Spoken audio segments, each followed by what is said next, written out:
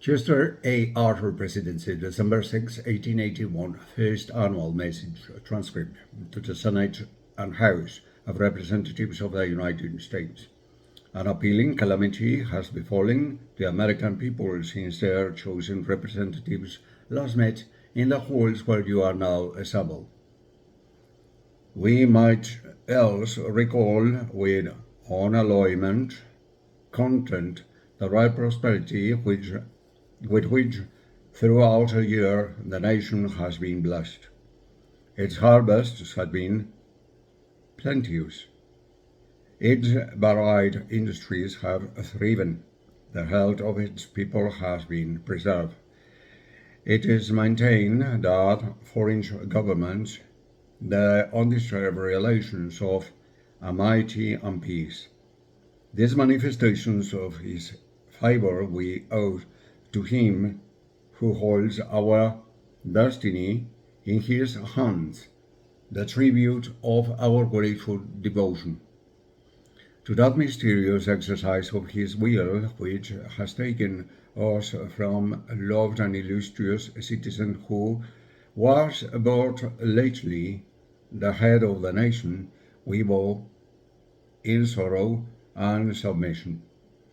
The memory of his exalted character, of his noble achievements, and of his patriotic life will be treasured forever as a sacred possession of the whole people, as a sacred position of the whole people. The announcement of his death drew from foreign governments and people tributes of sympathy, sorrow, which history will record as a signal tokens of a kindship of nations and a federation of mankind. The feeling of goodwill between our own government and the Great Britain has never more marked than that present. In the recognition of this pleasing fact, I directed on the occasion of the late centennial celebration at Yorktown that a salute be given to the British flag. Safe correspondence to which I shall refer hereafter in relationship to the proposed canal across the Isthmus of Panama. Little has occurred worthily to mention in the diplomatic relationships of the two countries. Early in the year, the Fortune Bay claims were satisfactorily settled by the British government, paying in full the sum of £15,000, most of which had been already distributed, as the terms of the settlement included compensation for injuries suffered by the fishermen at Ashby Bay. There has been retained for the gross award a sum which is deemed adequate for those claims. The partition of Americas in the exhibitions at Melbourne and Sydney will be approvingly mentioned in the reports of the two exhibitions, soon to be presented to Congress. They will disclose the readiness of our countrymen to make a successful competition in distant fields of enterprise. Negotiations for an international copyright conversation are in hopeful progress. Surrender of Sitting Bull, the surrender of Sitting Bull and his forces upon the Canadian frontier has allayed apprehension, although the bodies of British Indians still cross the border in quest of sustenance. Upon this subject, a correspondence has been opened which promises an adequate understanding. Our troops have orders to avoid, meanwhile, all collisions with alien Indians.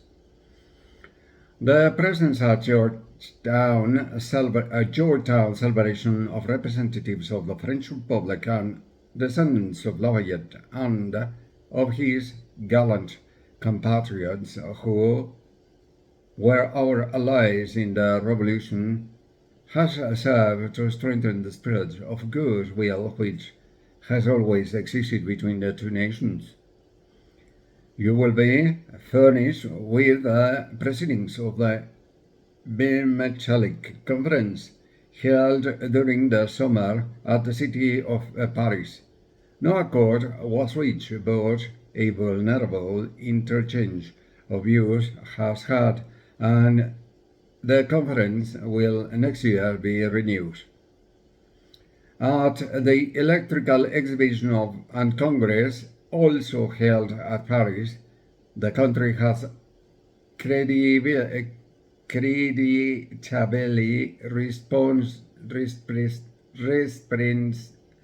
represented an eminent specialists who, in the absence of an appreciation, generally lent their efficient aid at the instance of the State Department, while our exhibitions in this almost distinctively American field of achievements have won several valuable awards. I recommend that Congress provide for a repayment of the personal expenses incurred in public interest by the honorary commissioners and delegates. No new questions respecting the status of our nationalized citizens in Germany have arisen during the year, and the causes of complaint, specifically in Alsace and Lorraine, have practically ceased through the liberal action of the imperial government in accepting our often expressed views on the subject. The application of the treaty of 1868 and the lately acquired Rhenish provinces has received very earnest attention, and a definitive and leasing agreement on this point is confidently expected. The participation of the descendants of the Baron von Steuben in the Yorktown festivities and their subsequent reception by the American kinsmen strikingly evidence the ties of goodwill which unite German people and our own.